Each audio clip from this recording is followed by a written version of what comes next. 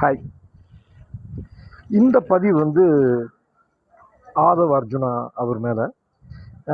விஜய் சாரை பொறுத்த வரைக்கும் 30 வருஷம் நடித்து லட்சக்கணக்கான ரசிகர்கள் தொண்டர்களாக இப்போ இருக்கிறாங்க.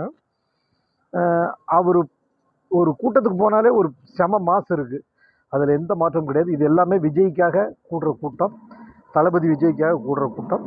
ஆனால் இந்த ஆதவ அர்ஜுனாவோட இந்த வீடியோவை நான் ரொம்ப காலதாமதமாக தான் பார்த்தேன். ஷூட்டிங்லேயே இருந்ததுனால நான் பார்க்கல.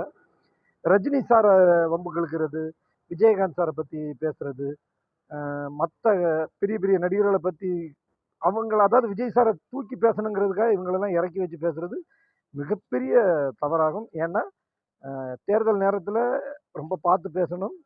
இதனால வந்து ஒரு 5% 7% எல்லாம் ஓட்டு குறையிறதுக்கு வாய்ப்பு இருக்கு. ஏன்னா விஜயகாந்த் சார் ஆனாலும் சரி, ரஜினிகாந்த் சார் ஆனாலும் சரி, அவங்கெல்லாம் லெஜண்ட்.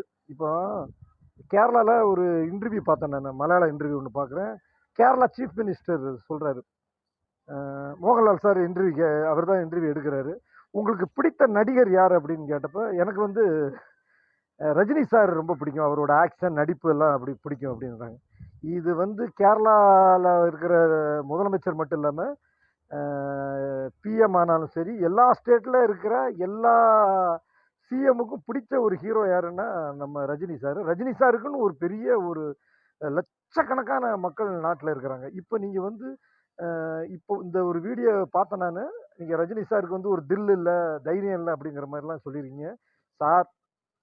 இப்பவும் நான் சொல்கிறேன், பிக் பாஸ் ஜூலி வந்து விஜய் சாரை தப்பாக பேசுனாங்க அப்படின்னு சொன்னோன்னே நான் வந்து எதிர்த்து வீடியோ போட்டேன், ஜூலிக்கு தவறு அப்படின்னு சொல்லி. இப்பவும் சொல்கிறேன், ஆதவ் அர்ஜுனா சார் கொஞ்சம் பார்த்து பேசுங்க. ஏன்னா எலெக்ஷன் நேரம், இதெல்லாம் உங்களுக்கு ரிவல்ஸாக திரும்பிற போகுது.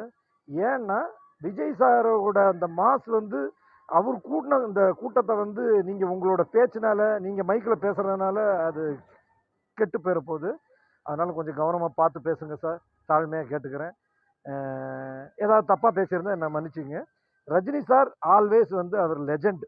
அவர் வந்து நீங்கள் வந்து அவர் உடல் நலம் சரியில்லாததுனால வேண்டான்னு தான் அரசியலுக்கு அவர் இது பண்ணாரே தவிர, திமுகவுக்கு பயந்தும் வேற எந்த கட்சிக்கு பயந்தும் அப்படியெல்லாம் பண்ணலை. அவரே சொன்னார், எனக்கு உடல் நலம் சரியில்லை, அதனால நான் வரல அப்படின்னு சொல்லி. அதனால நீங்கள் இதெல்லாம் வச்சு நீங்கள் பண்ணீங்கன்னா, நீங்கள் மற்ற நடிகர்களோட ரசிகர்கள் வந்து உங்களெல்லாம் தப்பாக நினைக்க வாய்ப்பு இருக்குது. தேர்தலில் அது வந்து ஆப்போசிட்டாக மாறிடும். அதனால் ஆதவ் அர்ஜுனா சார், தயவுசெய்து கொஞ்சம் பார்த்து பேசுங்க. நன்றி, வணக்கம், டாட்டா.